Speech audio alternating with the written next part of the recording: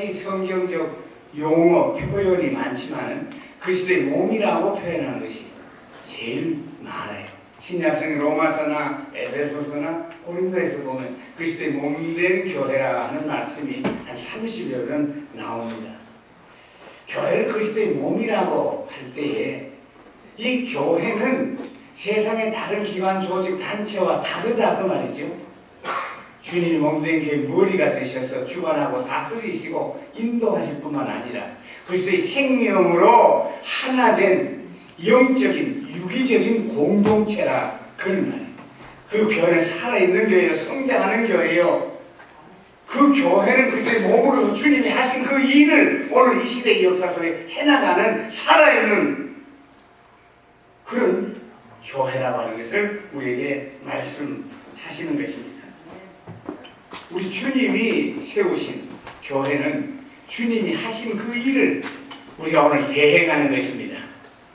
주님이 이 땅에 와서 죄 많은 심령, 영혼, 생명을 구원하고 세상을 구원하고 이 땅에 하나님의 나라를 이루어 성취하는 귀한 사명을 오늘도 우리 교회가 계속하는 것이 그리스도의 몸된 교회인 줄로 믿습니다.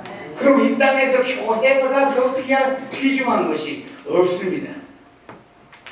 교회는 하나님이 계획하시고 뜻하신 그 거룩한 비전과 꿈을 이루는 게 교회고, 이 세상에 참 소망이 있다면 교회가 세상의 소망인 줄로 믿습니다.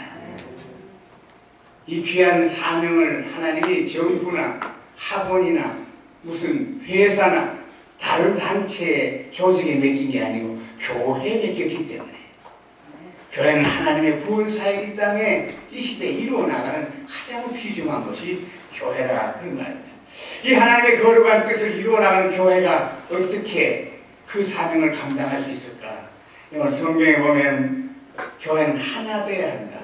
1절에서 6절까지는 그리스도 안에서 교회는 하나 되어야 한다. 하나님도 한 분이요, 아들 예수 그리스도 한 분이요, 성령님도 한 분이요, 그리스도의 몸도 하나예요. 믿음도 하나예요. 세례도 하나예요. 우리가 한 소망 가운데 살기 때문에 우리 모두가 하나가 되어야 한다. 몸은 하나지만 지체가 많듯이 우리가 흔히 사지백제 5장 6부로 구성된 우리 몸이 하나이듯이 하나님이 우리를 그리스도 안에서 우리가 지체로 우리 성도를 다 불러 모으셨지만 우리는 한 몸에 붙은 한 지체로 하나 되어야 할 줄로 믿습니다.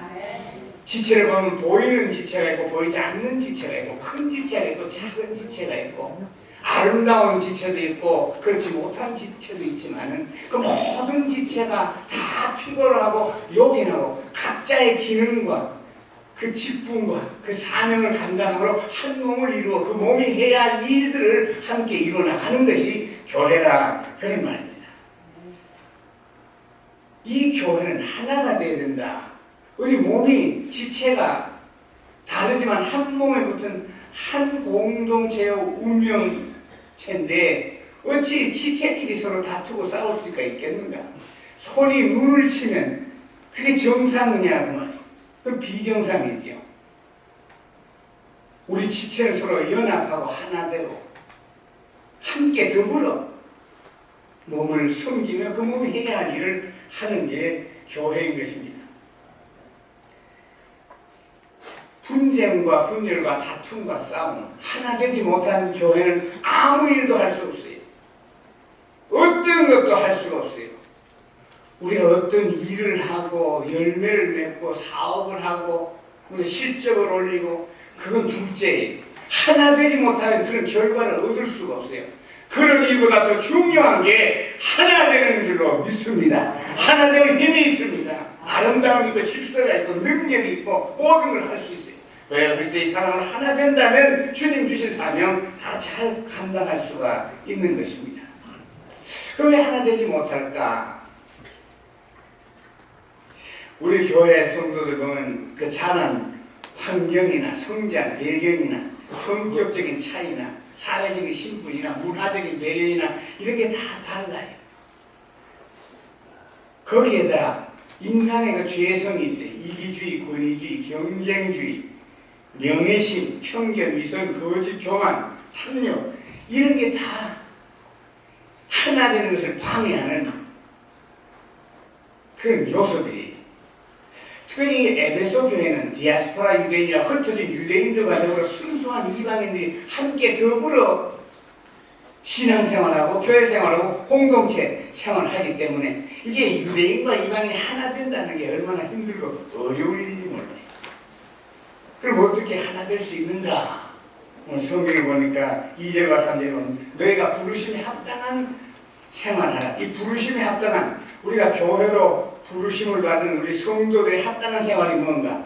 모든 겸손과 온유로 하고 오래 참음으로 사랑 안에서 서로 용납하고 성령의 평안의 매는줄로 성령이 하나 되게 하신 것을 힘써 지켜 나아가라. 그렇게 말씀했습니다.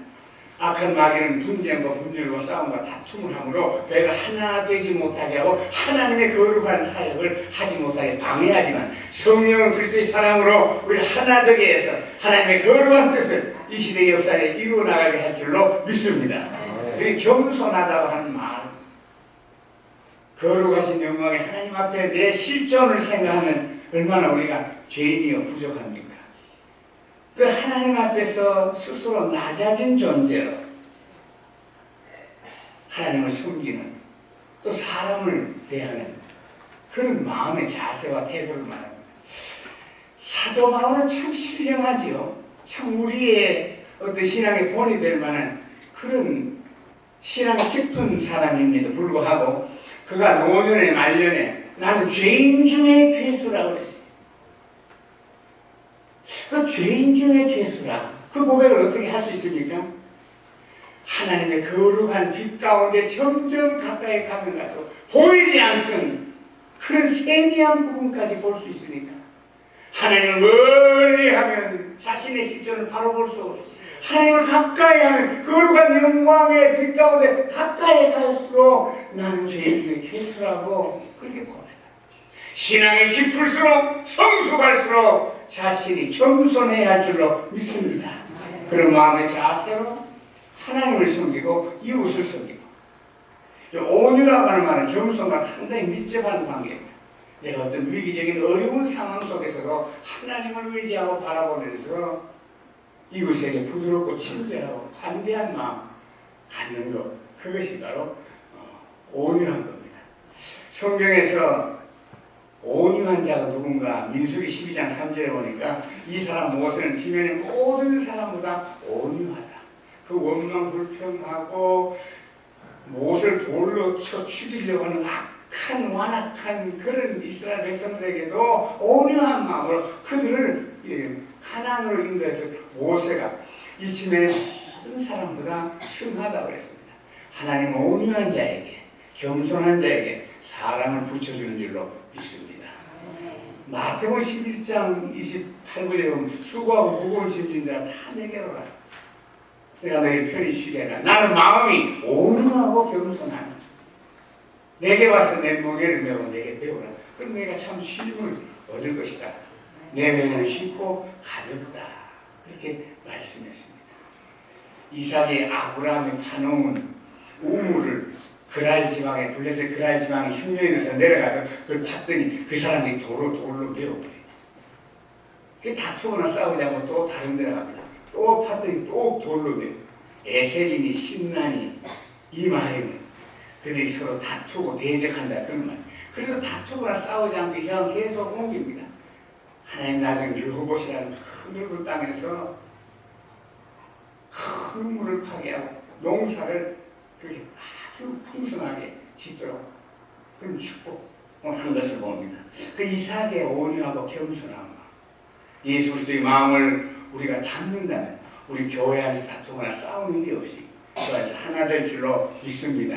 이게 오래 참음과 사랑으로 서로 용납한다는 말은 뭔지, 이것도 하나님의 마음입니다. 집 나간 아들을 오래 참고 돌아올 때까지 거지 모습 그대로, 방탕한 아들 그대로, 추하고 냄새나는 그대로, 그 모습 그대로 우리를 받으시는 그 아버지의 사랑을 말하는 것입니다. 오래 참고 사랑으로 용납한다. 용납한다는 말, 있는 모습 그대로 받아들이고 이해하고 용서한다, 그런 말이에요. 이런 마음이 우리가 서로 있다고 하면 교회는 하나가 될 줄로 믿습니다. 사람 누구나 부족하고 약점과 단점이 있고 누구나 다 완전한 사람이 없어요. 서로 사랑하고 용서하고 용납하고 그 모습 그대로 내가 받아들이면 야고보 1장 19절에 보면 듣기는 속히하고 말하기는 더디하라. 하나님의 진리의 말씀은 듣기를 여러분 속히하고 말하기는 더디하는, 말에 실수가 없는 자는 온전한 사람이라. 이 말이라는 건 독이요 악이라고 그랬어요. 말로 인해서 교회가 어려움이 많이 있습니다. 성령 충만하여 성령이 우리 혀를 제어하고 덕스러운 말, 은혜로운 말, 나를 축복하는 말, 위로하는 말, 격려하는 말, 성령의 인도하심 따라 우리가 말씀을 하는 우리 모두가 되시기를 주의 이름으로 축원합니다. 사랑으로 서로 용납하는, 그 용납하는 게 얼마나 귀한 일인가. 우리 가정에서도 그렇죠. 아내나 남편이 좀 부족해도 여보 괜찮아 그럴 수도 있지. 그대로 용납하고 받아들여. 자녀가 조금 어려워도 지금은 있지만 더 잘할 수 있을 거야. 괜찮아, 힘내. 뭐 시험 이번 처음 보나? 또 있어. 또 열심히 하면 되지. 우리의 말 한마디가 우리 가정을 살리고 하나 되고 화목케 하는 아름다운 역사가 말에 있습니다. 말로 얼마나 축복하고 위로하고 권면하고 용기와 위로와 소망을 주는지 몰라. 말 한마디 잘못하면 그것이 아주 상처가 힘이 쫙 다 빠져요. 병이 될 수도 있어요. 성령께서 우리 혀를 주관하시고 마음을 주장하시고 우리의 말이 시험되는 여기 축복되고 화평과 은혜가 충만한 역사가 있기를 바랍니다. 여러분 골로새 3장 12절에 보면 이런 내용이 쭉 있어요. 너희가 부르심을 받은 거룩한 하나님의 자녀처럼 긍휼과 자비와 온유와 겸손으로 오래 참음으로 옷 입고 누가 누구에게 불만이 있거든 서로 용납하고 피차 용서하되 주께서 너희를 용서한 같이 너희도 용서하라. 이 모든 것들이 사랑의 띠를 띠라. 이런 온전하게면 띠라.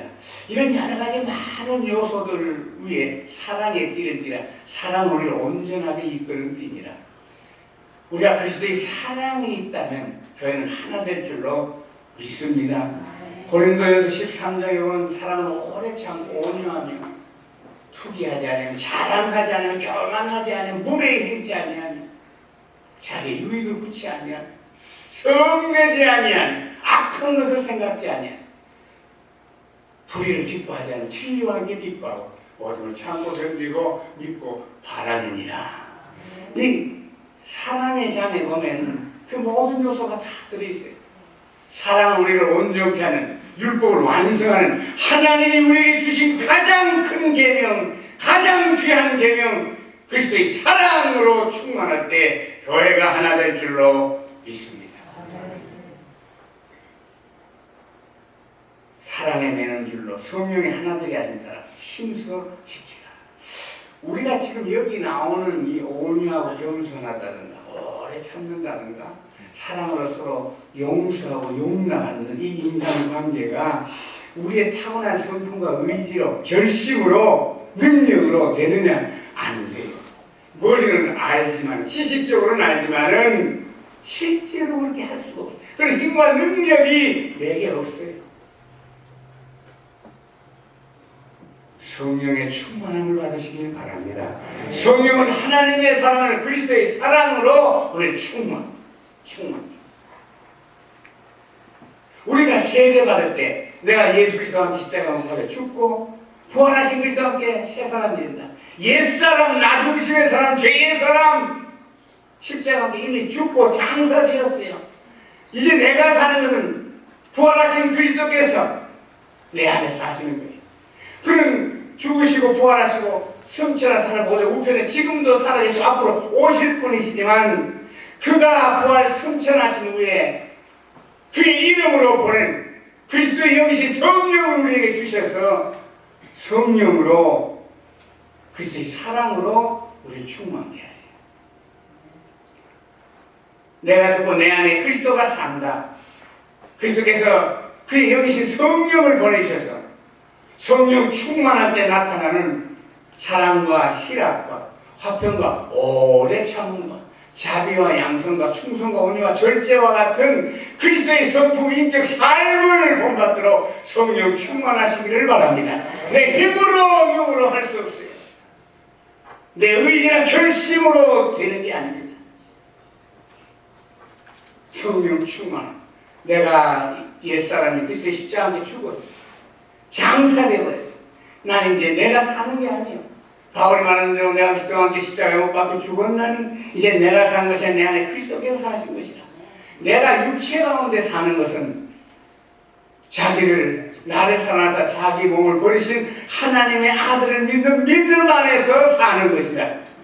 옛사람, 죄의 사람, 정욕의 사람, 첫 아담의 사람은 이제 죽고 장사되었어요. 내가 사는 것은 그리스도가 사는 것이에요. 그 그리스도를 의지하고 믿고 신뢰하고 순종하고 따라갈 때 여러분 그리스도의 아름다운 성품과 사랑의 열매를 맺을 줄로 믿습니다. 그 사랑으로 하나님을 섬기고 이웃을 섬기는 게 율법을 완성하는 거예요. 심판을 이기고 담대하게 주 앞에 설 수 있는 그런 힘이 사랑을 믿고 사랑을 실천하는 우리의 삶의 큰 축복이라 그런 말입니다. 갈라디아 5장 16절은 너희가 성령을 쫓아 행하라. 그리하면 육체의 소욕을 욕심을 따라 살지 않을 것이다. 크리소스톰이라는 분이 이런 말을 했어요. 교회 분열하는 것 중에 가장 큰 문제는 권력을 사랑하는 그런 마음이다. 나 중심의 이기적인 교만한 것, 명예심, 높고자 하는 것, 하나님같이 높고자 하는 그 첫 아담의 부패한 성품이 죽지 아니하고 우리 안에 있을 때 그게 분쟁과 분열을 일으킨다. 처리되지 못한 자, 해결되지 못한 옛사람, 이것 때문에 평생을 나도 고통받고 남도 고통받고 내 가정도 고통받고 교회도 고통받고 내 직장도 고통받고 내 이웃을 고통받고 처리되지 못한 자가 그리스도의 십자가로 죽으시기를 바랍니다. 내가 죽고 장사되고 처리되고 이제 내가 사는 게 아니냐. 내 안에 그리스도께서 산다. 그 주님만을 믿고 신뢰하고 의지하고 순종하고 나갈 때 우리 그리스도화 되는 것입니다. 우리 교회 전체가 다 그렇게 되게 되는 것입니다. 사람이 그런 본성이 성품이 누구나게 다 있어요. 제가 이제 우리 교회 한 27년 한 교회에서 그렇게 이제 다른 데 신마다 거기 와서 이제 한 10년 하고 거기 우리 방주교회 제가 한 27년 그 은퇴했어요. 그러니까 이제 교회에서 원로 목사라고 이렇게 예우를 하지. 이제 은퇴하고 이제 제 선교회 관계로 여러 지역을 다니는데 제가 에베소에 거기 이제 우리 제가 속해 있는 선교회 이제 이렇게 그쪽 지역에 컨퍼런스가 있어요. 그리고 또 그 이슬람권의 에베소에 모여서 같이 중보기하는 큰 집회가 있었어요. 이제 거기 이제 집회를 참석하고 그때 우리 교회가 지금 한 이제 38년째 들어갔는데 그때 30주년 때라 그러니까 상당히 교회로서는 아주 귀한 주일이죠. 그 창립 30주년을 맞춰가지고 제가 그 에베소 집회를 마치자마자 바로 왔어요. 그 7교회 성지순례 이런 거 다 포기하고 아니 주일 맞춰서 토요일날 오늘하고 부지런히 왔어요. 왔더니 이제 거기 이제 목사님 나오고 교인들도 나오는데 목사님 내일 30주년 기념 예배의 프로그램입니다. 순서입니다. 그리고 날 줘요. 거기 아주 잘해. 내가 이렇게 보니까 내 순서가 하나도 없는 거예요. 다시 맞추기 이상하다 어떻게 원래 목사가 30년 맞춰서 이렇게 확해다는 거 다 포기하고 하는데 순서 하나도 없으니까 좀 섭섭한 마음이 들죠. 그러면서 한편으로는 이게 아마 잘못 인쇄가 될 수도 있겠다. 담임 목사님이나 그 목사님한테 이렇게 맡길 때 그 목사님도 까먹을 수도 있죠. 그래도 마음이 좀 섭섭한 게 있고 좀 의아한 게 있었어요. 그래서 내가 그럼 내가 내일 예배 참석할까? 말까? 내가 하면 담임 목사님 좀 어려움이 있지 않겠어요? 오늘 목사님 순서를 하나도 안 넣고 그 30주년에 오셨는데 그것도 그렇고 우리 수양관에나 가 있을까? 이런 생각이 들었어요. 그것도 또 좀 이상한 것 같아요. 왔는데 또 30년 예배도 안 되고 수양관에 갔다는 게 또 말이 또 이상해. 어떻게 하나? 내 입장을 생각하면 그렇고 또 목사님 입장을 생각하면 그렇고 이거 이럴까 저럴까. 그래서 어제 새벽기도를 갔다 오면서 주일날 아침에 새벽기도 갔다 오면서 울산한테 그래서 여보 혹시 오늘 그 예배 드리는데 내 이름이 하나도 없고 순서가 하나도 없어도 조금 더 섭섭하게 생각 말고 그냥 순수한 마음으로 예배 드리자고. 그랬더니 울산에 그래 무슨 이야기예요 그래. 근데 어제 보니까 그 순서 하나도 없더라고. 괜찮다고 그냥 그 마음을 그렇게 갖고 우리 예배 드리자고. 그때 우리 사람이 아마 그 축을 하나 가져왔던가 봐요. 새벽기도 갔다 오면서. 그리고 당시에 축도 있네 여기 그래.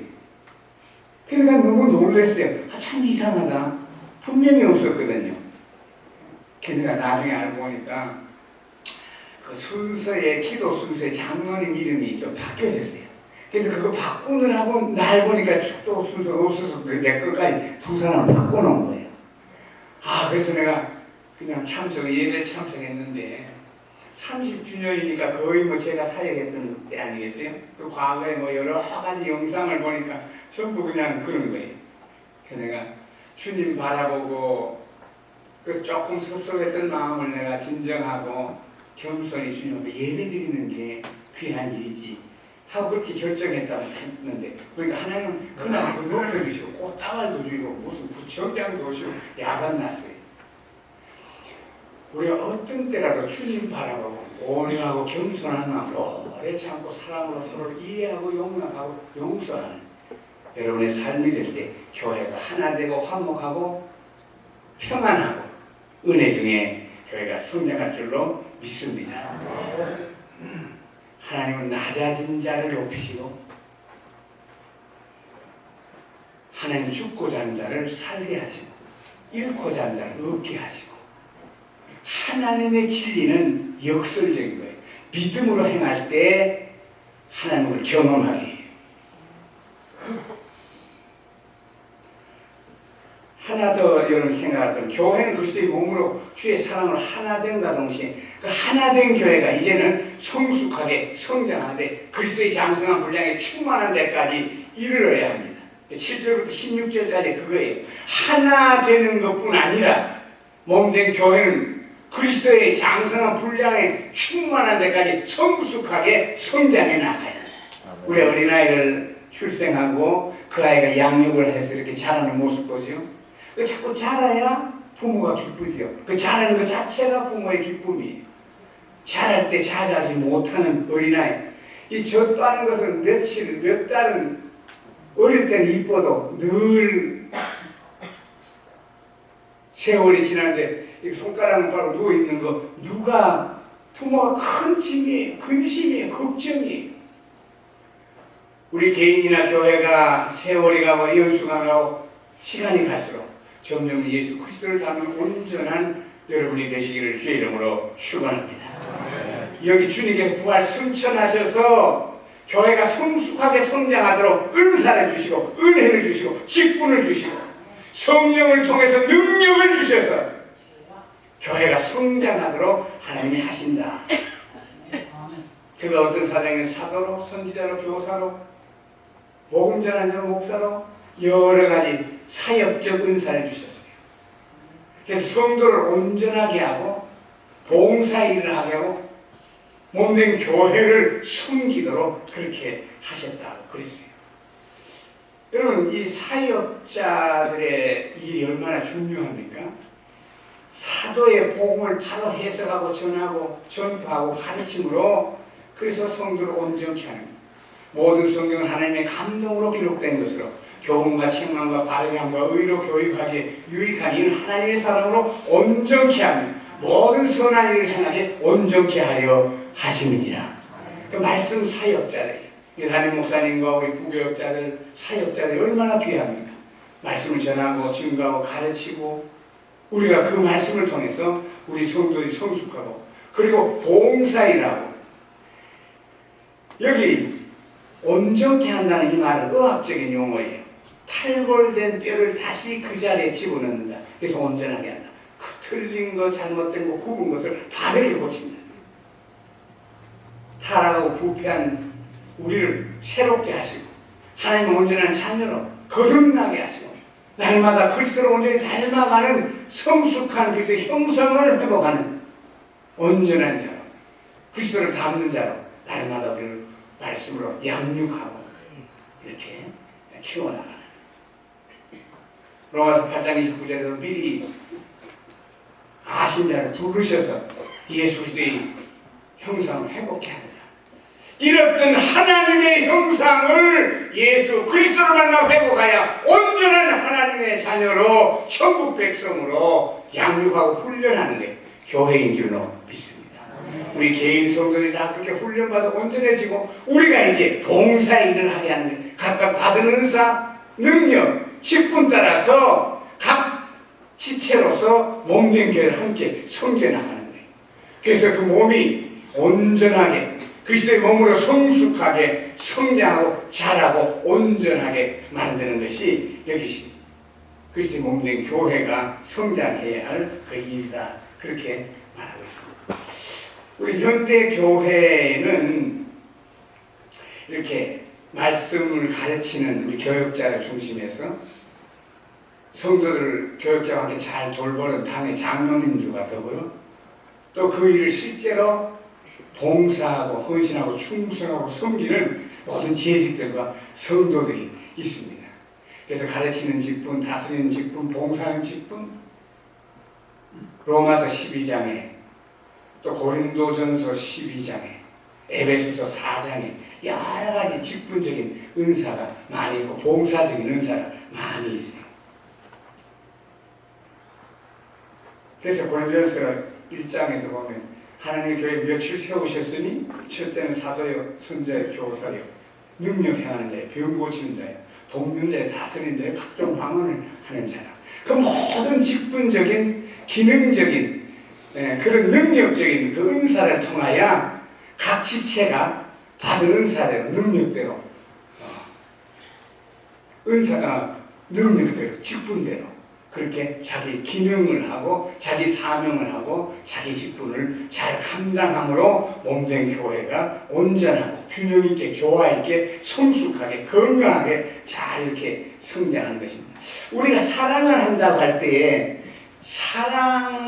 이웃을 사랑하고 성도를 사랑하고 교회를 사랑하고 주님을 사랑함으로 사랑을 할 수 있는 실제적인 힘이 필요해요. 능력이 필요해요.